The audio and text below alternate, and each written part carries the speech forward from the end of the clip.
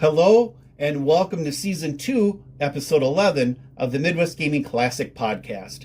I'm your host, Jason Garris, Panel Director of the Midwest Gaming Classic. And this podcast episode is all about Saturday morning cartoons, specifically the show Animaniacs. Greg Peters and Doug Rice both worked on the incredible Animaniacs cartoon series and both won Emmys for their incredible work. But they worked at different studios and they never met. Find out how this can be possible with this unique peek behind the curtains, where you'll find out more about what else they have done in the industry and what their careers have been like. This unique panel is moderated by the one and only artist, Charles Moisant. And you know what? Enough of me talking. Why don't we get to the panel?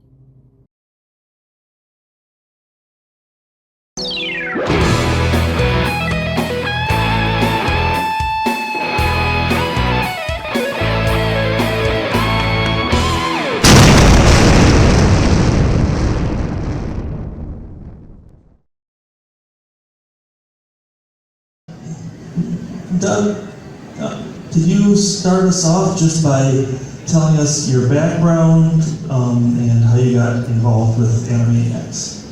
Oh, okay. Well, to begin with, in terms of my artwork, my career, I essentially began in the 5th grade in elementary school by drawing in the margins of my homework, which the teachers, of course, loved.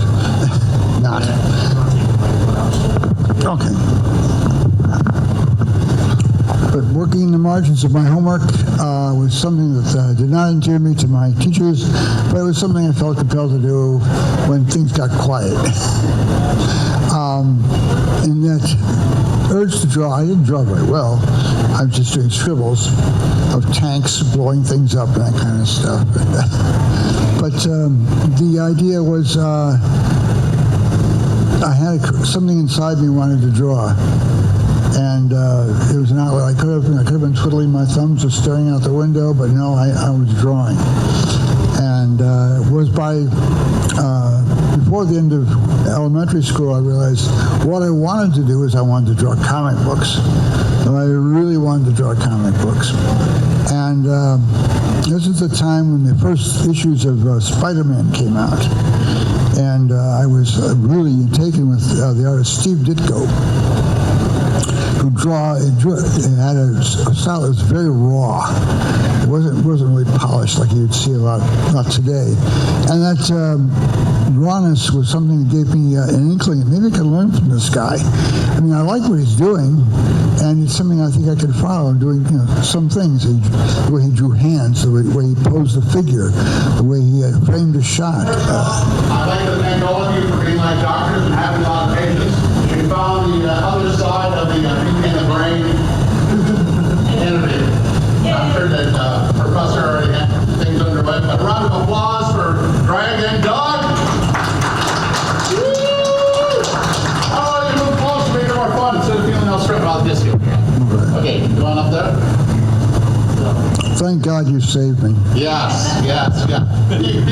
There were. The IRS was trying to audit him, and fortunately I saved him. And he was trying to be tronified, but as he's hardly teleported, I fortunately was able to get the important parts back, and so he can be teleported. So he's down there. Do you want to go up there, or do you want to? I love having the portable mic, even though I probably don't need it. Hello. Wow. Oh wait, I can do polyphony. You'll be sorry. Oh boy. All right.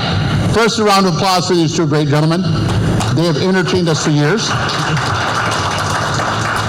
Pros in the industry. We're first going to start talking with Greg, get a little bit of his past and some things like that. Boy, this mic is really hot.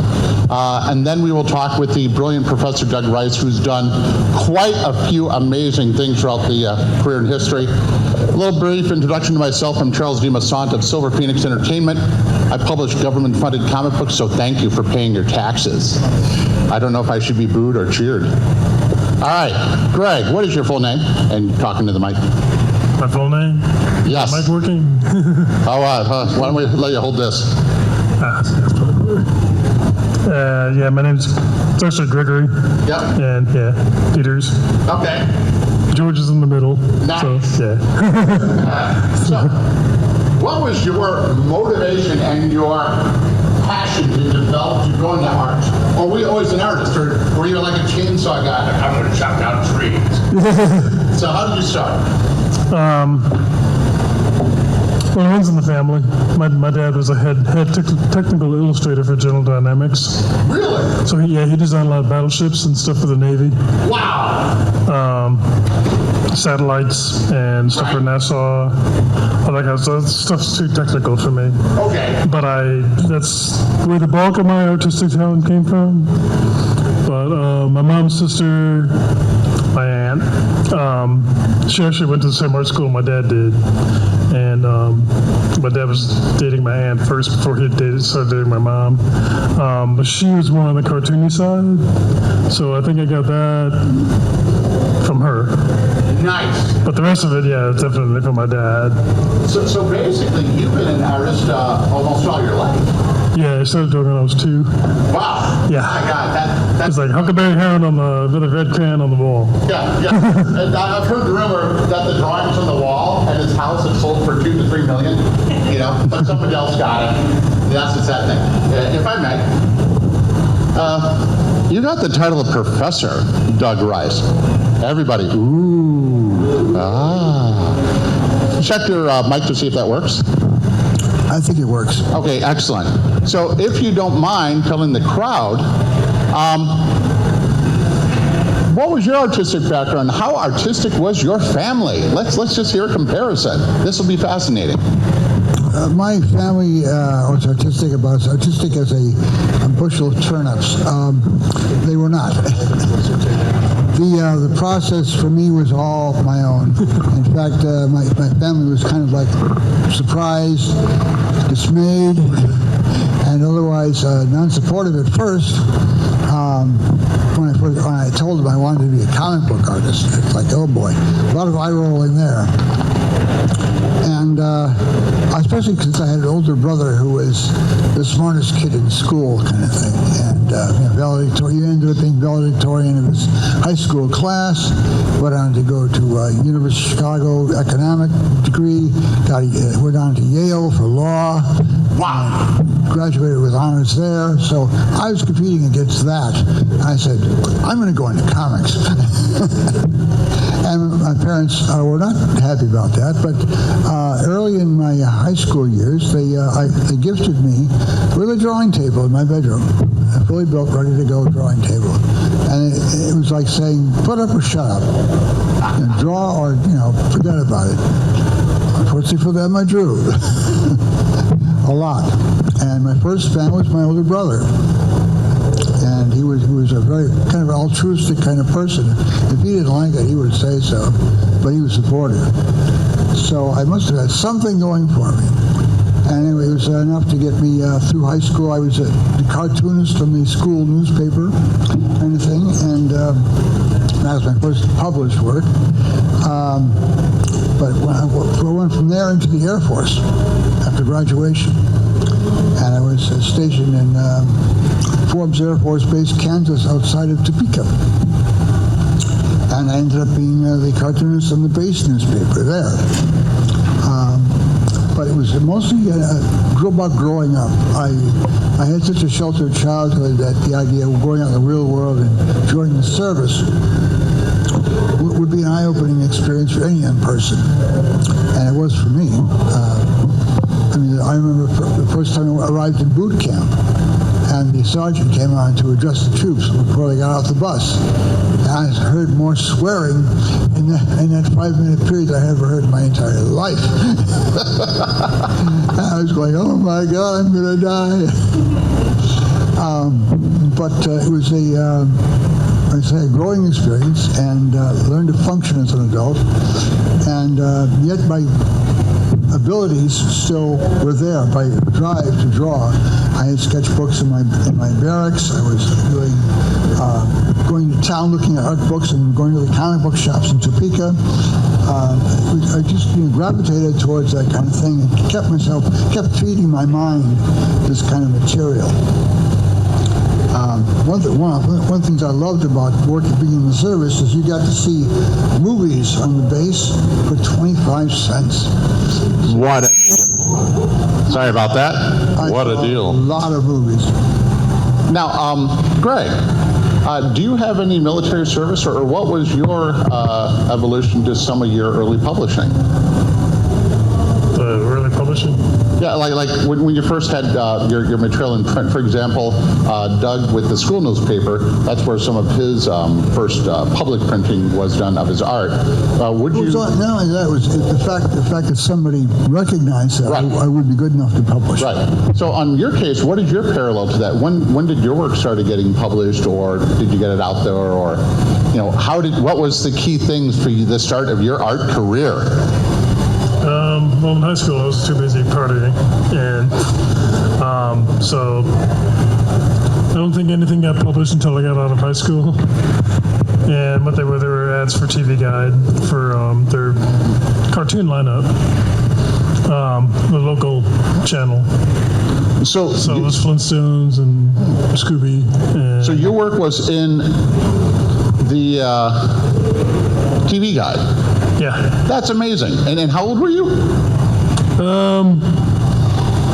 didn't actually start going to art school until 1984. Okay. So I was a little bit older. I just partied a lot. Which is fine. So with going with art school, what were your positives that you came from, and what did you like about it? And then I'd like to ask Professor about his evolution and his experience with art school. Yeah. I didn't really like the first year of art school. Oh no. No, it was an animation, and I knew that that's what I wanted to do. But so I had applied to Cal Arts about 2 times by that time, and kept getting turned down. So one of the reasons was because Cal Arts, I don't know about now, but back then they didn't want to accept anybody that didn't have any previous art school. Oh my goodness. Yeah, in fact I know that was the case.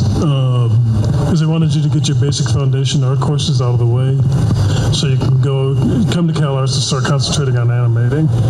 So animation is like a whole freaking ball game by itself. Wow. But yeah, sculpting, painting, I mean, I can do all that stuff. That's my basic foundation. Okay. Anyway, so I only stayed 1 year at that art school. It's a great school, and now it's even better. It's Ringling. Oh yeah. But they didn't have animation back then. I mean, they do now, but not back in 1984. Boy, could you imagine? Now, Professor, tell us about your evolution with your art training. What school did you go to for it, and what is your advice to the young out there? Like, what's the best school to go to? Well, in terms of my development, after I was in the service, I graduated and went to college on the GI Bill. One of the smart decisions I made. And at the University of Illinois Circle campus. And there was an art program there, and I took 3 years of humanities courses to get eligible for the program. And when my time came to sign up for the program, I went there and they lost my records, lost my application, which in Chicago means somebody slipped somebody some money to put their kid ahead of me and kick me to the end of the line. And so I walked out of that place and never came back. So at least I got 3 years of humanities out of it, but no art school. I realized that if I wanted to do anything with art, I better figure out another way of doing it. And I was advised that taking up gopher positions, intern positions at commercial art studios all throughout the city, and there are many of them, that would give me some kind of background, and I would be able to pick things up along the way and figure out what to do then. So I did that. oh, is that good advice? Learning the techniques of what other people are doing by looking over their shoulders, helping them out, acting scope of what they were doing, learning how to run the machines for copying, all the electronic media for that. For somebody off the street, that was like magic. And you wouldn't get that in school. You wouldn't get that in school. At the university, I had one preparatory class before art school, where it was a painting class. And the big project for the painting class was to paint an object that the teacher provided for you to do. And my object was one piece of popcorn. Wow. So I had to draw a big, gigantic piece of popcorn. And it was the dumbest thing ever, I was able to, render it, but it's like... What a corny assignment. Big deal. It's like, what was that all about? The guy didn't know how to teach art. He was just showing up, say, okay, do this, buy these supplies, do this, and I'll judge it when you're ready. And he didn't teach us anything about, techniques or art history or anything at all. And I realized there's teaching art and there's, teaching art.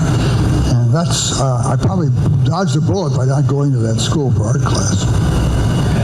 What I find amazing with both of your styles, you're more of a cartoonist, obviously, and you tend to be more of a universalist. So basically, with Doug's skills, it's like, oh, style A, okay. Let me develop some formulas, and okay, now everybody thinks that, oh, it's Bill Sienkiewicz who drew it. No, it's Doug Rice. Oh, wait, let me do this.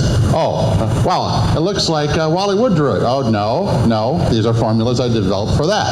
Oh, and then that really helped him into his career into animation. Can you talk about some of your early career in animation? Like what got you over the hump, and when did you finally automate? Okay. Oh, Greg. Yeah, well, anyway, after being turned down by Cal Arts so many times, I think at that time I think it was like 3 times, I actually said, I want to really know what's going on and why this keeps happening. So what I did was I made an appointment to meet with Bob McRae. Yeah, he was the head of the character animation department back then. Now it's like 1985 or 6 or somewhere in there. And Hal Ambro. Hal had actually left before I got there, but anyway, I made this appointment with Bob, and I just asked him point blank, I keep getting turned down, I really want to come to this school, so tell me exactly what you want to see in the portfolio, and I will do it. So, and he told me he's just basically looking for quick sketches of humans and animals in action, in as few lines as possible and as quickly as possible. So I went back home to my parents' house. I put together a new portfolio and submitted it and got in. The reason I was so adamant about getting into Cal Arts is because I knew they had tie-ins into the Hollywood community. Like Spielberg, So Spielberg goes there to hire. All these people go there to hire. Because what they do, they have a producer show at the end of the year, and at the end of the senior producer show, they have a list of all the students on their films, and they sit Spielberg and all those guys. They sit there and they check off who they like. So basically, you almost do a form of quick gesture drawings, and you get in or you fail. Yeah. Wow. Yeah. So it wasn't easy, but I did it, and when I got out, I was actually approached by 7 different studios, Disney and all the rest of them, but I grew up with a huge love for Hanna-Barbera and their early TV stuff. I had actually met Scott Geralds during my senior year, and so he just came up to me and asked me, remember that job I was talking to you about? And he was actually feeding me model sheets anyway throughout my senior year, to get me to help helped me to draw the characters. That's amazing. Yeah, and so at the end of the year, he just came up to me and, remember that job I told you about? Well, it's yours, and so when do you want to start it? And so I actually chose, to go to Hanna-Barbera first, the studio that, I grew up with, and That is impressive. more than any other. I didn't start getting into Disney until I got a little bit older.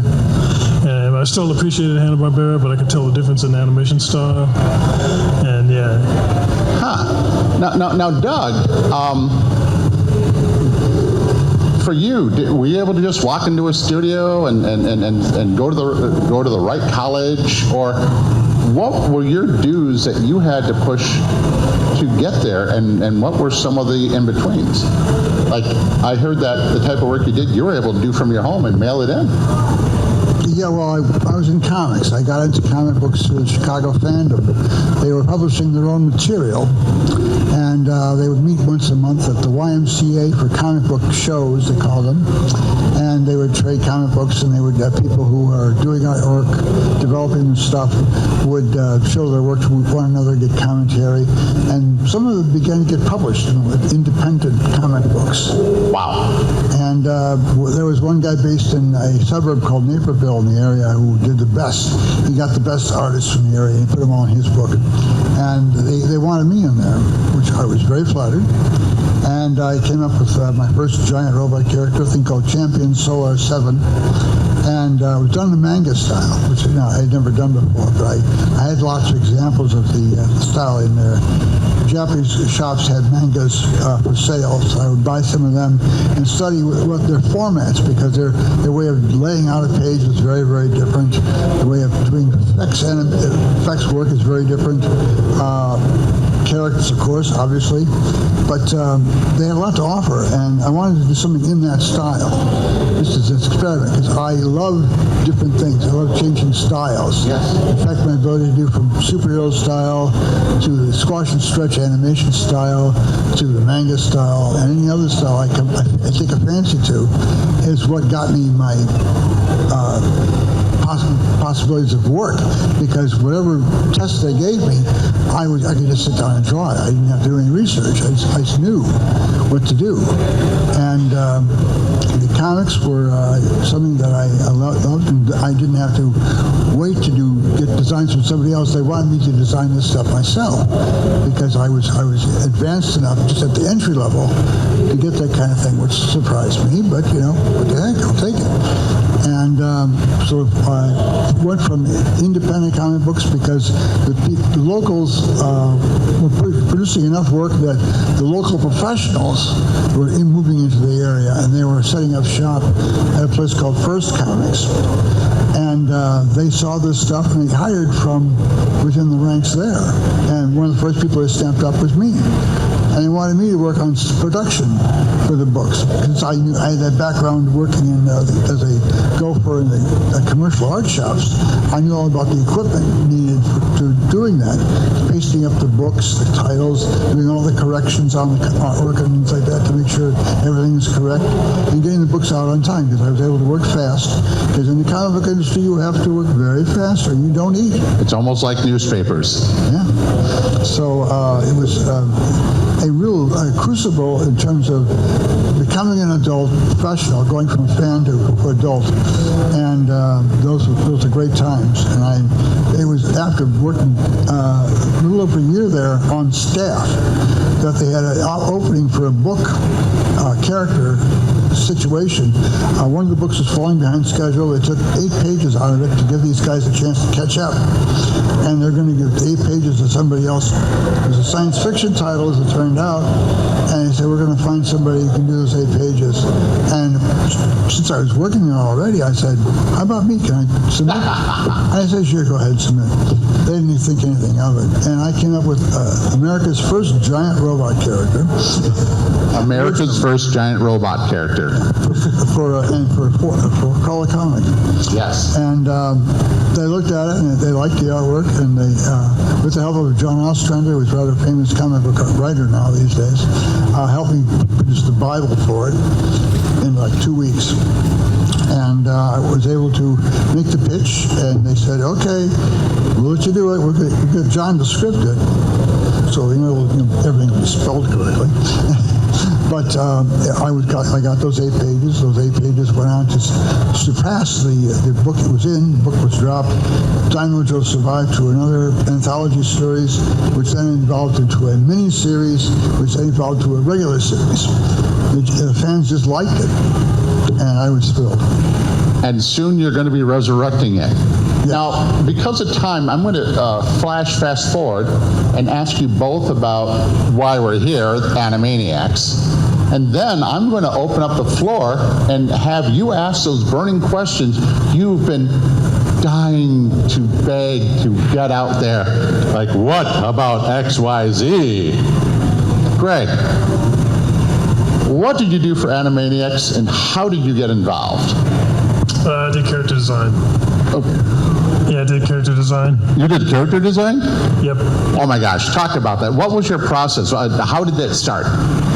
Well, I'd actually met most of those guys, either at Hanna-Barbera or when I was freelancing for Warner Brothers on other shows, like Tasmania and all that stuff.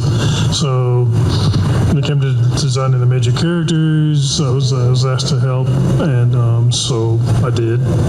A lot of revisions back and forth and all that stuff. Most of the major comments were they look too much like dogs, they look too much like rabbits, they look too much like cats, and some of the revisions were major. Some of them were tiny, like move a line like an eighth of an inch, and so that must have been absolutely nerve-wracking. Yeah, it wasn't easy to see like the drawings that I did marked up with like red pen, but I also knew that some of those people knew more than I did, so I was just going to take it and learn from that. So that's the approach that I took, and it made me a better artist than I was, and it did make a difference moving a line like an eighth of an inch, quarter of an inch, an eighth of an inch.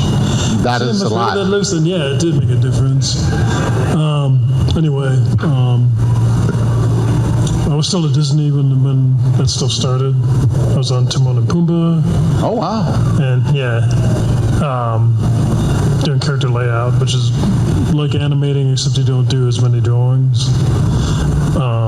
What they'll take your character layout drawings that you work off the storyboard from, and what they'll do, they'll ship those overseas, and the overseas animators, they just in between your drawings. Wow. Now, Doug, your path is different. You weren't in Hollywood, but Decidedly not. you're very well respected in Hollywood. In fact, so well respected, we'll go to a different side story in that. How did you get involved with Animaniacs, of all things, a young gentleman working on a giant robot comic book in Chicago? Well, as a last our hero, he was immersed in comic books, being self-taught, by the way. And but eventually it fades. You work for a lot of different publishers.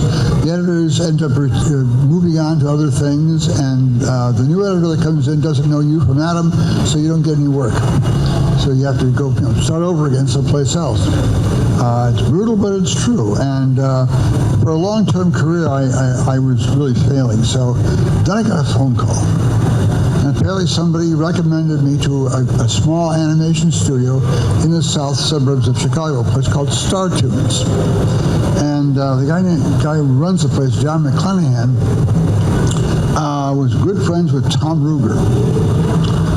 They had worked on animation together at the very beginning of their careers in Australia, of all places, on a show called, a movie called Laverne and Shirley in the Army. Yeah, like classic.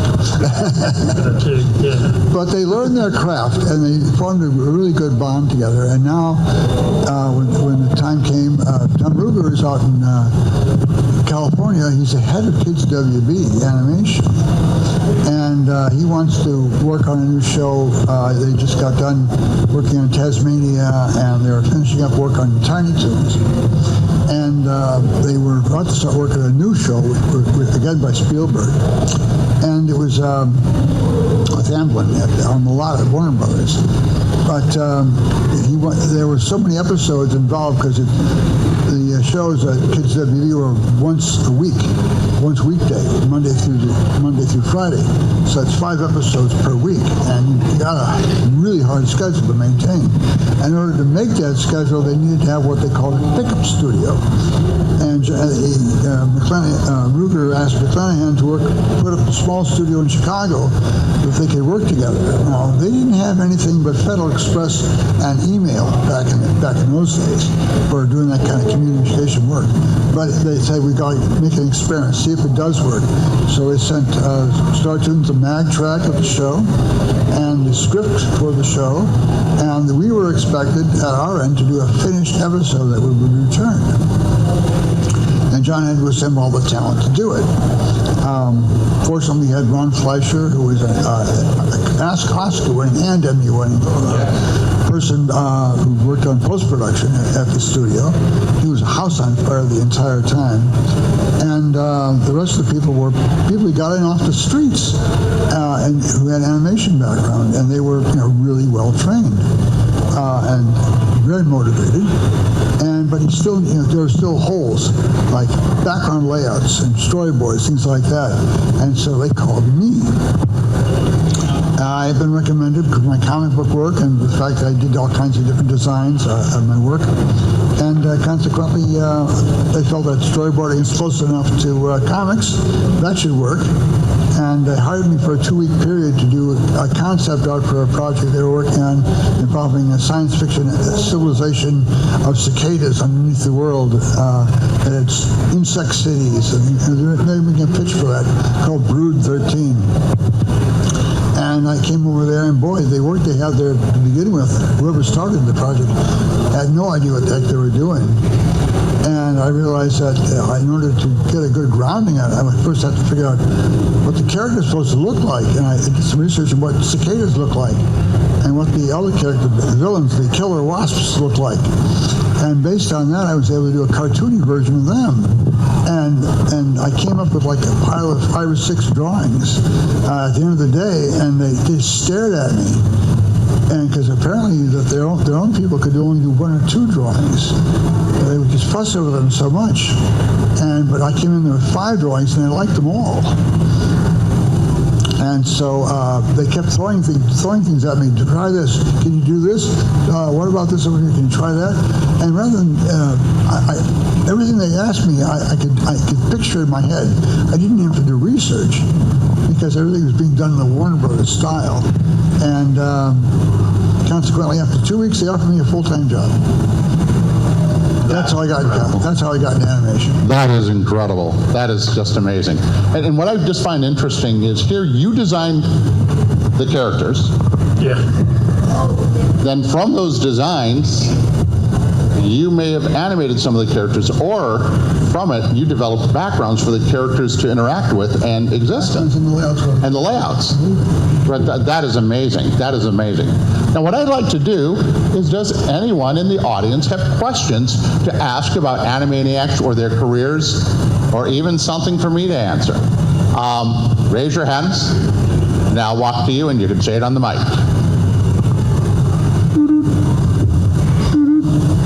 You look like you have a question burning in your mind. Feel free to ask if you want to. No, don't worry. If there's no questions, then I will continue on with all right. One of the techs involved. This is awesome. Say your name and ask your question. So, I'm Jason. And just picking up on something you said, Greg, with the Animaniacs, when you were doing the character development, there was a conscious effort not to make the 3 characters look like anything specific. So they didn't want it to look like a dog or a cat or...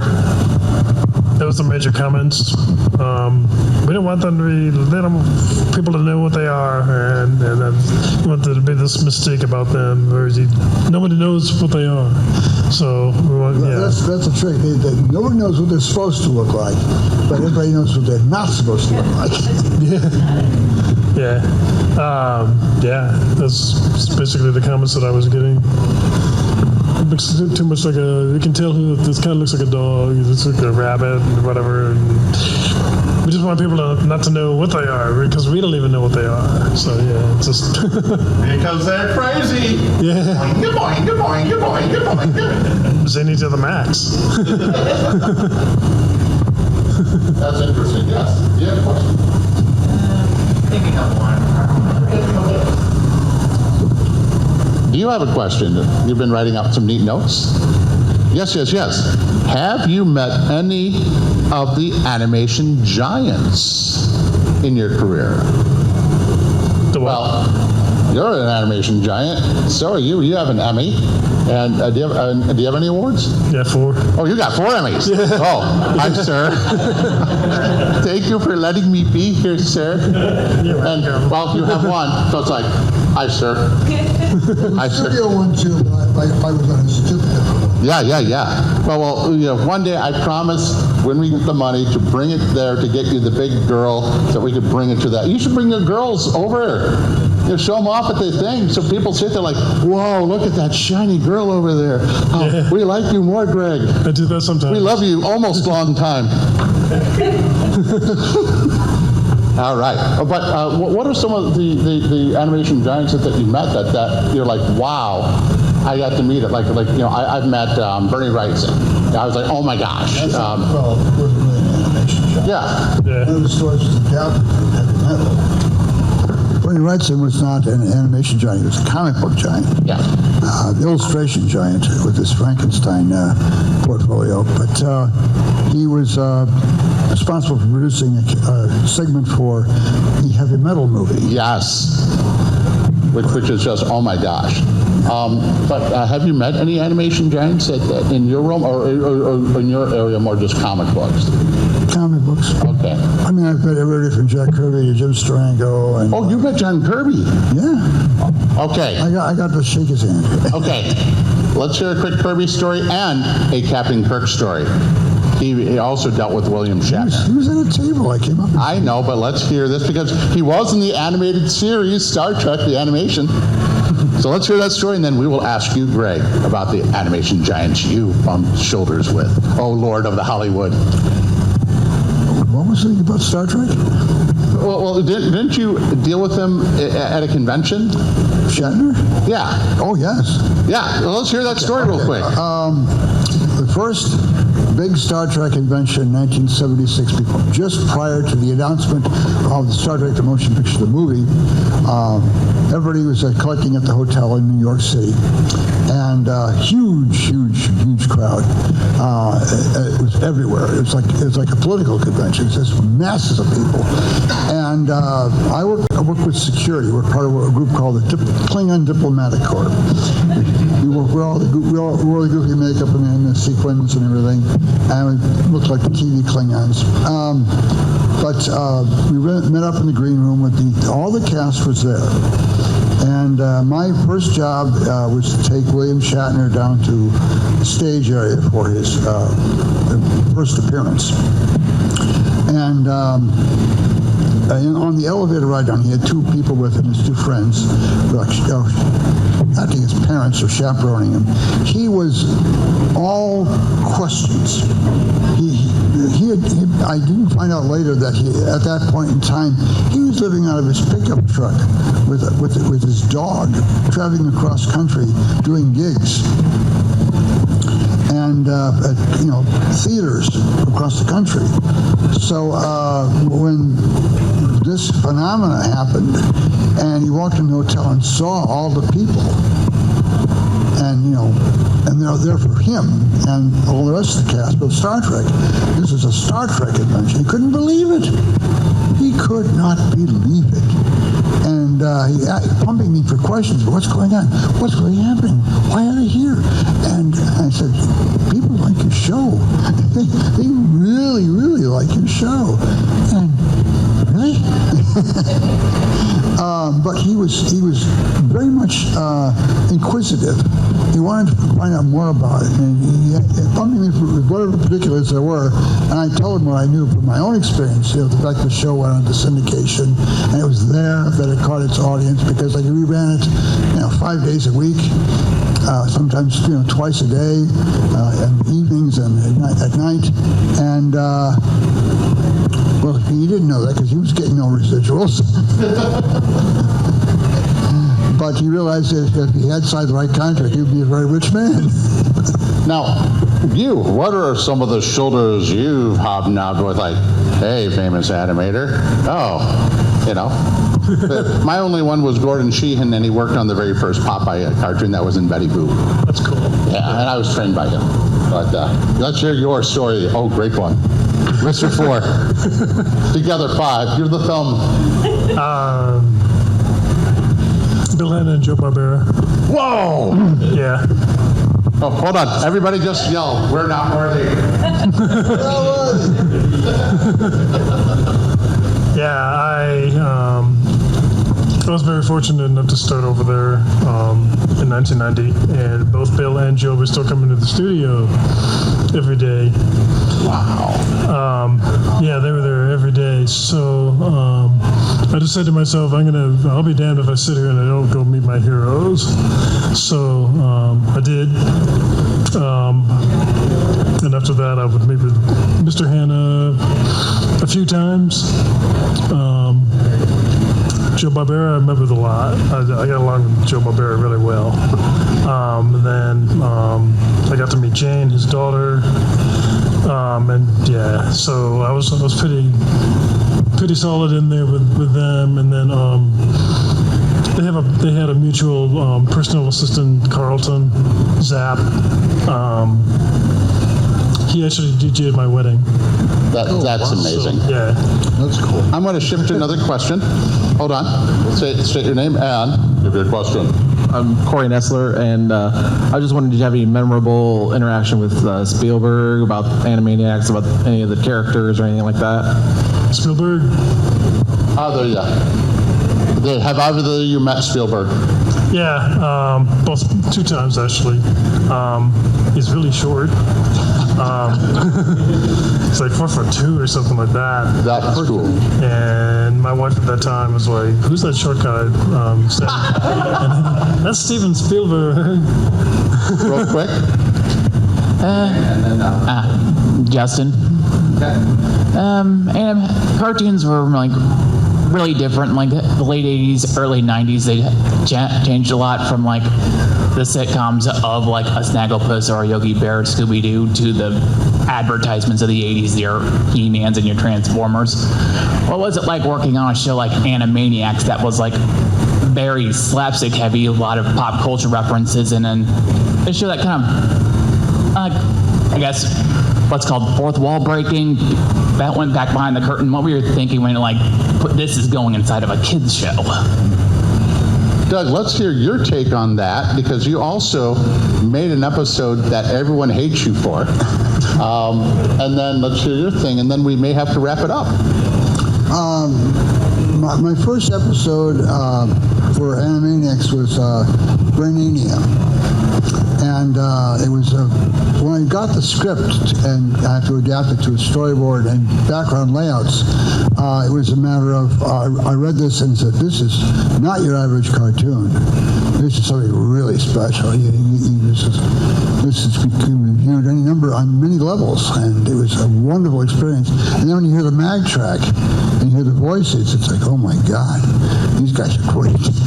So you really have to, step up to get into a job like that. And I was amazed that Warner Brothers did not change a thing that I submitted.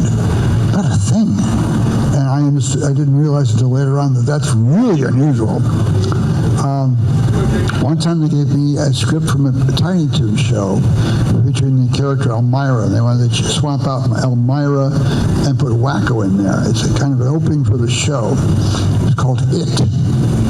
And it was kind of a horrific, suspenseful thing where a Wacko is being chased through a house, something ready to grab him, and it was seen from the predator's point of view. And I realized when I was trying to get a sense of how many backgrounds there were, every over 50 backgrounds at least to make it really work the way they have it in the script. It's supposed to be 3 minutes long, but it was, breakneck pacing run. That's not going to work. You can't be done that way. It's too expensive, way too expensive. And so I said, well, let's go back to the 1920s and do it where the animation layer and the background layer are drawn on the same paper, and see if that works. And I did 6 drawings of that and put it on the animation test stand and ran it back and forth at various speeds, back and forth, back and forth, back and forth, and showed it to my boss and said, that might work. Send the tape to Warner Brothers to get their okay, and so they sent it off and they approved it. But I told him something, we can't do 3 minutes of this. About 1 minute and 30 seconds is all we can handle. And he said, that's great. That means we can stretch out other areas of the show. It won't be so tight. I said, great. And so I did the storyboards for it, and I did a pitch for the staff. I said, this is what we're going to do. And they sit there and their jaws hit the floor. But the way I ran the animatic of the boards I did, and so they could see how it would work. Because the backgrounds were done really simple, even though we used a lot of light and shadow and that kind of thing. But it was all worked out. All the hard parts were worked out in the board. And at the end, when the thing was finally aired, it was only 1.5 minutes long, great music, by the way, the staff looked at me and said, don't ever do that again. Lightning question, fast answer. What was your most favorite thing about working at the studio when you worked on Maniacs? Just a very quick, 1-sentence answer. The people there. You love the people there. And Professor Doug Rice, what was your most favorite thing working at the animation studio that you say is better than Ooh La La? Hollywood money. Hollywood money. With that, we call this a end. Myself, I'm Charles Moisant. I'm coming out with some new board games. If you go to hplovecrafttarot.com or get.hplovecrafttarot.com, you can see what I'm doing. You can follow Doug through various things. We do lots of conventions together. And Greg, do you have a website? No, I don't. Okay. Someday we'll build a website for Greg. But everyone, a round of applause, and they're going to go up to their tables. Thank you. And there you go. That's the end of this week's podcast episode. I hope you enjoyed it as much as I did, learning about the behind the scenes of the great cartoon show Animaniacs. In my early 20s when it was out, I really enjoyed it. I enjoyed how edgy it was, and I believe Animaniacs was a little bit before South Park's time. And I do know that it did come up around the same time, of course, as The Simpsons. Simpsons came out, I believe, in 86 or 87, and the Animaniacs were the early 1990s. Now, I've met both Doug Rice and Greg Peters. They are great guys, very talented. I was a Doug Rice fan with his great comic book, Dynamo Joe, which is basically like Gundam, maybe just a little bit after Gundam had started, because I believe Gundam may have started in the late 70s, early 80s. Don't hold me by that. I'm not a huge Gundam fan. I do eventually want to start watching it, though, so because I hear it's good. So I'm more into stuff like Robotech, where there's Earth battling aliens kind of deal. And I do now know that Gundam is more like, factions of different humanoids, so to speak, battling each other. But Dynamo Joe kind of runs the gamut of aliens wanting to take over Earth, or there's a huge galactic battle going on and there's these mechs, and one of them is Dynamo Joe. And Doug Rice is a very talented artist, and he has done quite a few series. One of them, I believe, was Manhunter, which was DC Comics, and wonderfully drawn. Doug Rice is a very talented artist, as well as Greg Peters. Greg Peters has that cartoon style that everybody can relate to, and a lot of people love, including myself. So, what a great panel. And of course, Charles Moisant brings a little bit of spice to the moderation, and it's greatly appreciated. And with that, that's all I've got to say, and that's the end of the episode.